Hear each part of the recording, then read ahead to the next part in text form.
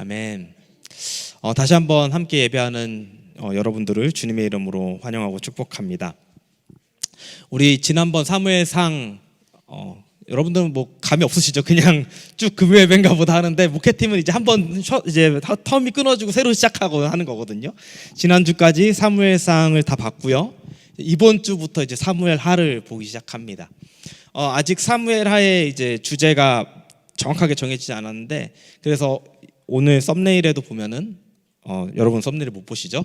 네, 계속해서 주제를 삶으로 노래하다로 말하고 있습니다.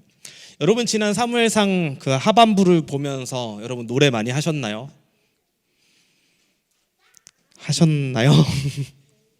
우리의 삶으로 노래하는 저와 여러분들이 되길 바랍니다. 여러분은 그러면은 이제 우리 삶으로 노래하다 빼고 여러분 노래 잘 부르시나요? 자주 부르시나요? 반응을 좀 해주시면 제가 너무 감사할 거예요. 여러분, 저기 제드, 제드 노래 우리 유명하죠. 우리 이제 담없는 교회 제다이, 한국인들이 노래 참 많이 불러요. 여러 곳에서, 그리고 혼자 있을 때 흥얼흥얼거리면서 노래 참 많이 부릅니다. 또 우리는 무언가를 기념하고 축하할 때도 노래를 부릅니다. 생일을 기념할 때도 노래를 부르고, 졸업을 할 때, 스승의 날과 어버이날을 기념할 때도 노래를 부릅니다. 특히 결혼을 할 때면 결혼을 하는 당사자들을 축복하고 축하하며 축가도 부릅니다. 누군가를 위해 노래를 부른다라는 것은요, 참으로 의미 있는 것 같습니다. 똑같은 노래라고 할지라도 노래를 받는 대상과 노래를 불러주는 사람 사이에 어떠한 관계가 있기 마련입니다. 우리가 스승의 은혜 또 어머님의 은혜를 부를 때 다른 엄마한테 부르진 않죠. 나의 어머니를 생각하고 부르고 나의 스승을 생각하고 부릅니다. 관계 속에서 우리는 누군가에게 노래를 하고 있습니다. 최근에 아내와 함께 한 지체의 결혼식에 다녀왔습니다. 그때 축가가 2번이 있었는데요, 그 2번째 순서로 축가를 불렸던 분이 신랑의 아버님께서 축가를 부르셨습니다. 그리고 그 축가의 기타 연주를 신랑이 했습니다. 아들과 며느리를 위해, 그리고 신부를 위해서 축가를 하는 그 모습이 또 그 아버님의 노래 실력에 상당히 놀랐습니다. 풍채가 이렇게 있으신데 결혼식의 주인공이 되셨어요. 어쩌다가 그 축가 한 번으로, 원래 결혼식의 주인공은 뭐 하나님도 계시고 신랑 신부도 있는데, 그 축가 한 번으로 그 결혼식이 끝나고 기억에 남는 건 그 축가밖에 없을 정도로 엄청 노래를 잘하셨습니다. 그 아버님께서 그 결혼하는 아들 내외에게 그 송경민 씨의 행복이라는 찬양으로 축가를 불러주셨어요. 우리 여러분들 많이 들어보셨을 거예요. 행복이라는 찬양. 저도 알고 있던 찬양이거든요. 근데 이것이 아버지가 또 시아버지가 그 아들 내외, 결혼하는 아들 내외에게 줬던 그 장면을 생각을 해보면요, 가사가 좀 특별하게 다가오더라고요. 이런 가사입니다. 여러분 아실 거예요. 화려하지 않아도 정결하게 사는 삶, 가진 것이 적어도 감사하며 사는 삶, 내게 주신 작은 힘 나눠주며 사는 삶, 이것이 나의 삶의 행복이라고. 눈물 날 일 많지만 기도할 수 있는 것, 억울한 일 많으나 주를 위해 참는 것, 비록 짧은 작은 삶 주 뜻대로 사는 것, 이것이 나의 삶 행복이라고. 이것이 행복이라고. 세상은 알 수 없는 하나님 선물, 이것이 행복이라고. 하나님의 자녀로 살아가는 것, 이것이 행복이라고. 저는 마치 아버님이 먼저 살아가셨던 그것들, 주님 안에서, 신앙 안에서 싸움하며 또 버티며 살아오셨던 것을 아들 내외에게 축가로 불러주는, 이야기하듯이 불러준 그런 느낌이었어요. 관계 속에서 누군가에게 노래를 한다라는 건요, 아주 특별한 의미가 있는 것 같습니다. 오늘 우리가 읽은 본문은요, 사무엘상이 마무리되고 사무엘하가 시작되는 1장입니다. 1장 1절은 이렇게 시작합니다. 사울이 죽은 뒤에. 여호수아서 1장 1절이 어떻게 시작할까요? 모세가 죽은 뒤에. 사사기 1장 1절은 어떻게 시작할까요? 여호수아가 죽은 뒤에 하면서 뭔가 새로운 시대가 오는 것 앞에 한 인물의 죽음을 말할 때가 있습니다. 이제 무언가 새로운 시대가 시작되는 것을 사무엘하 1장 1절에서 우리는 볼 수 있습니다. 사울이 죽었을 때, 그리고 다윗의 상황은 2주 전에 봤죠. 아말렉을 치고 폐허가 된 시글락에 돌아와서 이틀 정도, 3일 정도 지났을 때 누군가가 사울의 진영에서 다윗에게로 옵니다. 그 젊은 소년의 모습인데요. 소년이었는데 이 소년은요, 옷이 찢겨져 있었고 머리에는 흙, 재를 뒤집어 써서 슬픔의 표시를 하고 있었습니다. 그는 어디에서 왔느냐, 너는 어디에서 왔느냐라고 다윗의 물음에 이스라엘 군대에서 가까스로 빠져나왔다라고 말하면서 그 소년은요, 사울과 이스라엘의 패배와 사울과 요나단의 전사 소식을 다윗에게 알려주고 있습니다. 다윗은 그 사실이 믿기지 않았던 것 같습니다. 자기가 아는 사울은요, 지금까지 전쟁을 할 때마다 이겼던 왕이에요. 여기 아까 읽었던 그 조가에서도 보면요, 어떻게 나와 있냐면 22절에 보면 원수들을 치고 적을 무찌를 때에 요나단의 활이 빗나간 적이 없고 사울의 칼이 허공을 친 적이 없다. 이처럼 용맹했던 그들이 전쟁에서 전사했다라는 소식이 다윗에게는 믿겨지지 않았던 것 같습니다. 그래서 물어봅니다. 너는 사울과 요나단이 죽었다라는 것을 어떻게 알았느냐라고 물어봅니다. 그때 소식을 전하는 젊은이는 말하기를 자기가 우연히 길보아산, 그 전투가 있었던 길보아산에 올라가다가 사울을 보게 되었고, 그때 사울의 모습은 창에 의지하여, 부상이 당해서 창에 의지하여 겨우 서 있는 상태였다고 했습니다. 그리고 그때 적들은 보병과 기병대가 가까이에서 쫓아오고 있었습니다. 그런 상황에서 사울이 그 아말렉 소년을 불렀고 자기를 어서 죽여달라고 했다고 합니다. 그리고 이 아말렉 소년은요, 자기가 보아도 사울이 살 수 없을 것 같기에 사울을 죽이고 사울의 왕관과 그의 팔찌를, 왕을 상징하는 그것을 빼내어서 다윗에게 가져왔다라고 이야기를 합니다. 사울과 요나단의 전사 소식을 들은 다윗은요, 11절에 다윗이 슬픔을 억누르지 못하여 자기의 옷을 잡아 찢고 그와 같이 있던 사람들도 모두 그렇게 하였다. 그리고 그들은 사울과 그의 아들 요나단과 주님의 백성 이스라엘 가문이 칼에 맞아 쓰러진 것을 슬퍼하면서 해가 질 때까지 울면서 금식했다라고 합니다. 다윗은 물론 다윗과 함께 했던 모든 사람들이 이 소식에 옷을 찢고 슬퍼하며 금식을 합니다. 그렇게 밤까지 울던 다윗이 그 사람에게 묻습니다. 너의 출신이 어디냐? 이 사람이 말하죠. 저는 아말렉 사람이고 외국인의 아들입니다. 그 말을 들은 즉시 다윗은 그 소년을 호통을 치며 너가 어떻게 감히 겁도 없이 손을 들어서 주님께서 기름 부으신 자를 너 손으로 죽였느냐 말하면서 부하에게 명령하여 그를 죽입니다. 그리고 다윗은 사울과 요나단을 위하여 슬픔의 노래 조가를 지어 부르고, 장례식 때 부르는 노래죠. 조가를 지어 부르고 유다 사람들에게 가르치라라고까지 명령합니다. 여기까지가 오늘 우리가 읽은 본문의 내용입니다. 이야기입니다. 우리는 여기서 오늘 아말렉 사람과 다윗을 살펴보면서 사울의 죽음을 마주하는 두 인물의 모습을 잠시 나누어 보고자 합니다. 첫 번째, 아말렉 사람입니다.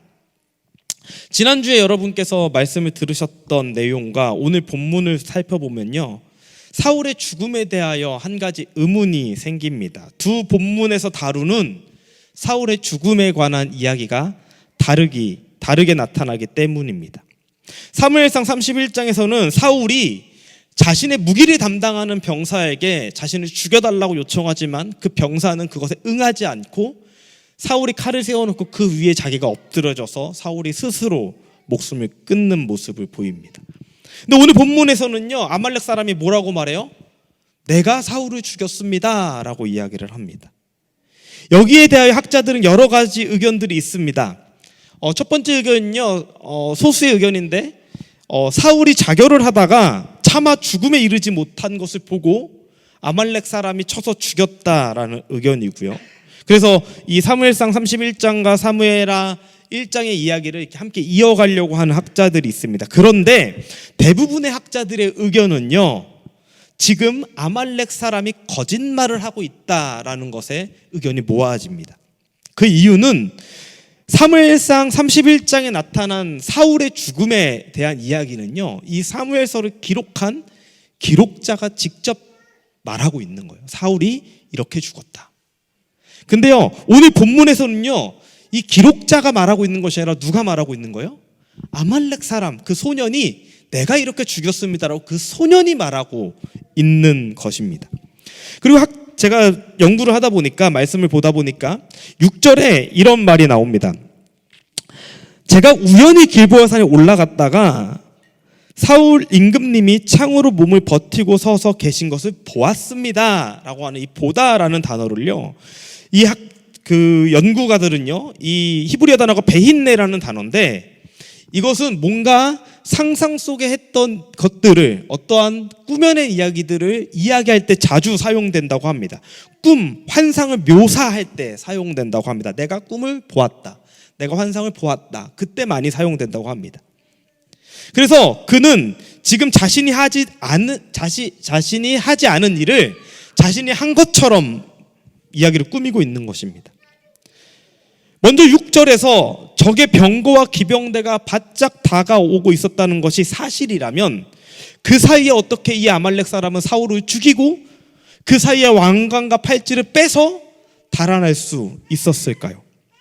또한 당시 전쟁의 문화에서 적을 죽이고 전리품을 챙기는 건요, 엄청난 영광으로 여겨졌다고 합니다.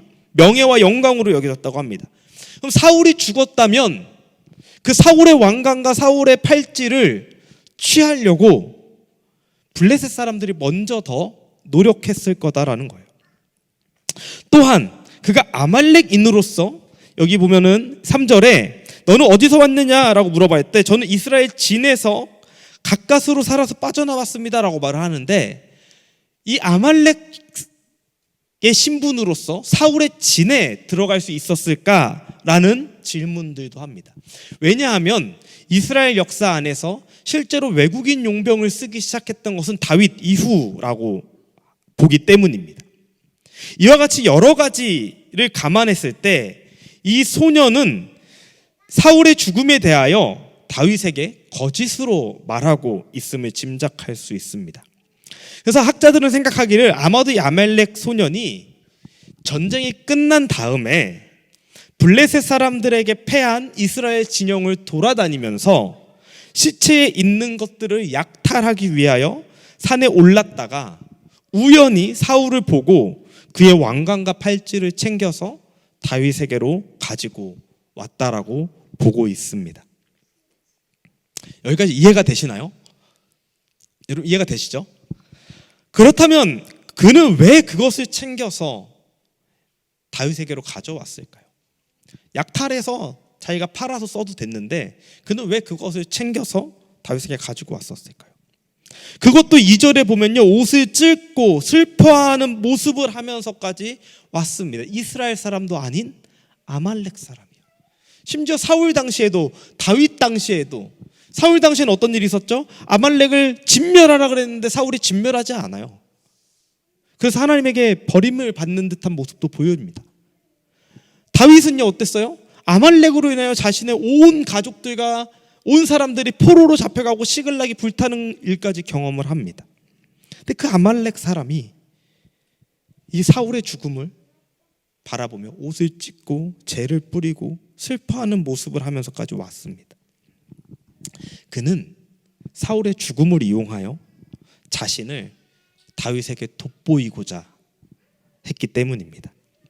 그가 생각하기에는, 그 아말렉 소년이 생각하기에는 다윗과 사울은 원수지간이고 사울이 죽는 것에 자신의 공이 있다는 것을 다윗에게 어필하면 이제 다윗의 시대가 올 것인데, 그 다윗의 시대가 왔을 때 자신에게 이득이 생기지 않을까 하고 기대했기 때문입니다.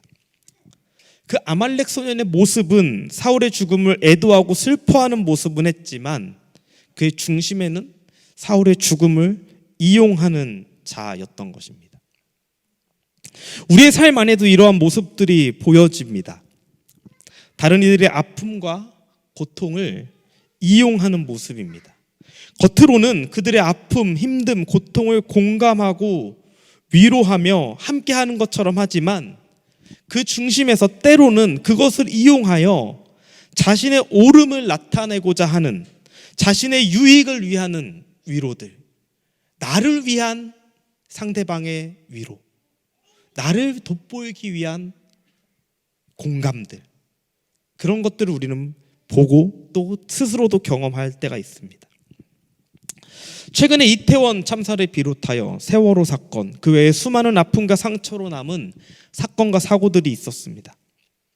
우리는 그 사건과 생명의 죽음 앞에 겸손해야 하고 슬픔에 빠진 자들을 위로해야 하는 자들입니다. 그런데 이러한 사건이 터지자마자 이 아픔을 이용하는 사람들이 여기저기에서 안타깝지만 나타나고 있습니다. 우리 신앙인 안에서는 또다시 하나님의 심판이다, 하나님의 진노다 이야기를 하기도 하고, 정치인들은 이러한 사건들을 가지고 자신의 정치적 입지를 뒤집고 굳히는데 이용하기도 합니다. 지금의 자리를 지키는데 이용하기도 합니다. 그리고 또 어떤 사람들은 그저 인터넷 안에서 키보드만 두드리며 자신이 엄청난 인물인 것처럼 사건을 판단하고 비판하는 자리에 서 있습니다. 거기에 간 사람이 잘못이라고, 관리하지 못한 누구의 잘못이라고 비판을 하며 내 말이 옳다, 내가 생각하는 것이 옳다, 그 죽음과 아픔들을 이용하며 자신의 옳음을 나타내는 자들이 있습니다. 때로는 우리의 가정 안에서, 우리의 신앙의 공동체 안에서 알게 모르게 이런 것들을 하게 되고 보게 됩니다. 나는 위로라고, 나는 상대방을 위한다고, 또 나는 우리 공동체를 위하는 것이라고 하는 어떠한 이야기들이 그 깊숙한 내면에서 나를 옳게 보이기 위하여, 나는 괜찮은 사람으로 남고 싶기에 하는 이야기들이 있지 않나요? 내 삶에 내가 정한 어떠함이 기준이 되어서 그것으로 이야기하고 그것으로 판단하고 해결책을 내 삶의 기준으로 제시하고 있을 수도 있습니다. 아말렉 사람은 사울의 죽음을 슬퍼하는 척했지만 슬퍼하지 않았고 그것을 이용하여 자신을 드러내고 인정받고자 했습니다. 그는 하나님의 사람이 아니었고 이방인이었기 때문입니다. 그러나 하나님의 사람은, 하나님의 백성은 다릅니다. 어쩌면 우리가 생각했을 때 사울의 죽음을 가장 기뻐했을 사람은 다윗이어야 하지 않을까요? 사울 때문에 고생한 날들을 생각한다면 사울의 죽음은 다윗에게는 해방이요 기회였을 것입니다. 이제 지긋지긋한 도피 생활을 안 해도 되는 것입니다. 심지어 왕으로 이스라엘에 복귀할 수도 있었을 것입니다. 그런데 다윗은요, 사울의 죽음 앞에 진심으로 슬퍼합니다. 옷을 찢고 금식을 합니다. 다윗만 그런 것이 아니라 성경에 보면 그와 함께한 모든 자들이 사울의 죽음을 진심으로 슬퍼하고 애통해했습니다. 도대체 어떻게 그럴 수 있었을까요? 유진 피터스는요, 다윗 현실에 뿌리박은 영성에서 한마디로 정의했습니다. 그의 책에서 다윗은 사울을 사랑했기 때문이다라고 말합니다. 이해가 안 갔어요. 어떻게 사랑했지? 그렇게 피해 다녔는데, 나를 그렇게 괴롭힌 존재였는데, 근데 다윗은 사울을 사랑했기 때문이다라고 합니다. 사울은 다윗을 혐오하고 죽이고자 했지만 다윗은 하나님의 기름 부음 받은 사울을 인정했고 그를 사랑했기에 그의 죽음 앞에 온 마음으로 슬퍼하고 있는 것입니다. 그리고 다윗은 사울의 죽음을 슬퍼하며 노래를 부릅니다. 다윗은 또한 그것을 책에 기록하여 유다에게 가르치라고 합니다. 왜 그랬을까요? 왜 그냥 슬픔의 노래를 부르기만 하면 됐는데 그것을 기록하고 책에까지 기록하여 유다의 백성들에게, 자손들에게 가르치라고 했을까요? 이것은 다윗의 마음인가 동시에 아마도 하나님의 마음이기 때문일 것입니다. 유다의 사람들이 자손이 하나님의 마음으로, 하나님께서도 사울의 죽음이 안타까우셨을 거예요. 그렇게 바라보기 원했기 때문일 것입니다. 사랑하는 여러분, 우리는 형제의 고통과 슬픔, 아픔을 어떻게 마주하고 있으신가요? 아까도 말했듯이 내 안에 있는 내가 세운 정의, 내가 세운 기준이 시퍼렇게 살아서 그것으로 판단하고 그것으로 기준을 삼고 있지는 않으신가요? 제가 말씀을 준비하면서 썼다가 지웠다가 썼다가 지웠다가를 수도 없이 반복했어요. 이유가 말씀 앞에 저를 놓아보니까 저도 그런 사람인 거예요. 내 안에 있는 나만의 기준으로 누군가를 판단하고 바라보고 비판하고, 내 기준에 맞으면 옳은 거고 내 기준에 맞지 않으면 옳지 않은 거고, 이 사람이 누군가가 슬퍼할 때, 누군가가 힘들어하고 누군가가 아파할 때 다가가서 위로는 하지만 속으로는 왜 그랬지? 그랬으면 안 됐지. 조금만 더 친한 사람이라면 해결책을 계속 제시하고 있더라고요. 저조차 그런 사람임을 말씀 앞에 봤습니다. 그런데 여러분, 주님은요, 우리를 판단자로, 정의를 내리는 자로 삼지 않으셨습니다. 판단하고 심판하시고 이것이 옳다 그르다는 주님께서 하시는 것이고, 우리는 함께 슬퍼하는 자로, 함께 위로하는 자로 세우셨습니다. 내가 누군가의 아픔을 대할 때, 또는 누군가의 고통을 마주할 때 나의 모습 속에 나의 옳음을 드러내고자 하지는 않는지, 그것을 이용하고 있지는 않은지 점검하기 원합니다. 말씀을 마무리하면서 신약에 나타난 두 가지 이야기를 함께 나누고자 합니다. 어느 한 율법학자가 예수님을 찾아옵니다. 그리고 예수님께 이렇게 물어봅니다. 선생님, 내가 무엇을 하여야 영생을 얻을 수 있겠습니까? 예수님은 그 율법학자에게 다시 묻습니다. 율법에 무엇이라고 기록되어 있으며 너는 그것을 어떻게 읽고 있냐? 그가 다시 대답하죠. 율법에 내 마음을 다하고 내 목숨을 다하고 내 힘을 다하고 내 뜻을 다하여 주 너의 하나님을 사랑하여라 하였고, 또 내 이웃을 내 몸과 같이 사랑하여라 하였습니다. 예수님께서 그 대답을 들으시고 그 율법학자에 이렇게 말씀하십니다. 내 대답이 옳다, 그대로 행하여라. 그래야만 너가 살 것이다. 그런데요, 그 율법교사는요, 거기에 덧붙여서 자기가 옳게 보이고 싶어서 예수님께 한 번 더 묻습니다. 성경에 이렇게 나와요. 자기가 옳게 보이고 싶어서 예수님께 물었다고 나와요.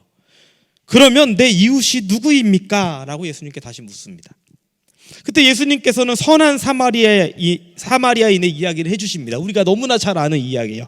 어떤 사람이 예루살렘에서 여리고로 내려가다가 그 내려가는 그 골짜기에서 강도를 만나서 길바닥에 거의 죽게 된 채로 쓰러져 있게 됩니다. 마침 어떤 제사장이 그 길로 지나가다가 그를 보았는데 피하여 지나갑니다. 마침 어떤 레위인도 그 길로 지나가다가 그 죽어가는 사람을 보았는데 피해서 지나갑니다. 그들이 왜 피했을까요? 이유는 아마도 그들은 제사장이고 율법학자예요. 어디서 일합니까? 성소에서 일해요. 하나님의 일을 감당해야 되는 사람들이에요. 근데 피 묻은 사람을 만지면요, 부정해져요. 그래서 최소 하루, 어쩌면 그 이상 자신이 맡은 하나님의 일을 하지 못하는 거예요. 그러니까 자기가 율법에 비추어서 이 사람을 만질 수 없었던 것입니다. 그런데 한 사람, 사마리아 사람, 유대인들이 생각하기로는 개만도 못한 그 사람이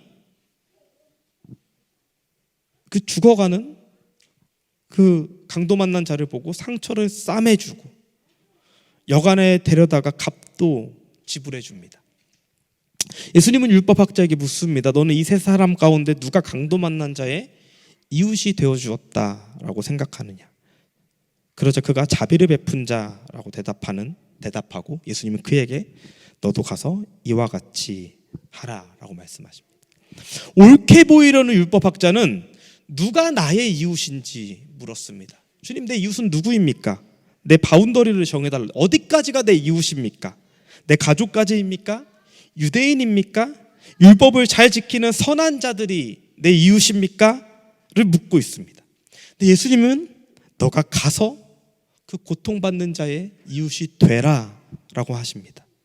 누가 이웃이냐라는 질문에 가서 이웃이 되라고 하십니다. 설령 피가 묻어 부정해지는 율법에 어긋나는 일이 있더라도 그 상처를 싸매주고 안아주는 이웃이 되라고 예수님께서 말씀하십니다. 두 번째 이야기입니다. 또 어느 날 예수님이 성전에서 가르치고 계셨는데 이날도 어김없이 율법학자들과 바리새인들이 예수님께 찾아옵니다. 근데 그때는 한 사람을 데리고 와요. 간음하다가 현장에서 잡힌 여인을 예수님께 데리고 와서 묻습니다. 율법에는 이러한 여자들을 돌로 쳐 죽이라고 했는데 선생님 당신은 어떻게 하실 겁니까? 성경은요, 그들이 그렇게 말한 것은 예수님을 시험하기 위해서라고 말합니다. 그런데요, 그 말을 들은 예수님이요, 예전 같았으면 대답하셨어요. 예전에 율법학자들과 바리새인들과 논쟁했을 땐 대답하셨거든요. 근데 갑자기 예수님께서 몸을 굽혀서 손가락으로 땅에 무언가를 쓰기 시작합니다. 대답하지 않으시고. 대답이 없는 예수님에게 그들은 다그쳐서 묻습니다. 어떻게 하시겠습니까? 다그쳐서 묻습니다. 그러자 예수님이 그들에게 말씀하시죠. 너희 가운데 죄가 없는 사람이 먼저 이 여자에게 돌을 던져라. 그리고 예수님은 계속해서 땅에 무언가를 쓰십니다. 이 말을 들은 사람들은 모두 그 자리를 갑자기 하나하나 떠나가고 예수님과 여인만 남아 있었습니다. 예수님은 그 여인에게 너를 정죄한 사람들이 어디 있느냐, 한 사람도 없느냐 하고 물으셨고, 한 사람도 없다는 여인의 대답에 나도 너를 정죄하지 않는다. 가서 이제부터 다시는 죄를 짓지 말아라 라고 말씀하십니다. 이 이야기는 우리가 너무 잘 아는 이야기입니다. 그런데 이 이야기의 정황은 율법학자들과 바리새인들이 예수님을 공경에 빠뜨리기 위하여 모든 것이 치밀하게 계획돼 있었던 것 같습니다. 먼저는 간음하다가 현장에서 잡혔다는 이야기를 보게 되면 여러분 한번 생각을 해보세요. 간음하다가 현장에서 잡히는 게 쉬운 일일까요? 어려운 일일까요? 간음을 하고 있는 현장을 잡는 건요, 그때도 그렇고 지금도 그렇고 쉽지 않습니다. 그리고 간음은 혼자 합니까? 둘이 하죠. 그런데 누구만 잡혀왔죠? 여자만 잡혀왔습니다. 그래서 이 상황이요, 아마도 예수님을 공경에 빠뜨리기 위하여 치밀하게 계획되었다고 생각을 합니다.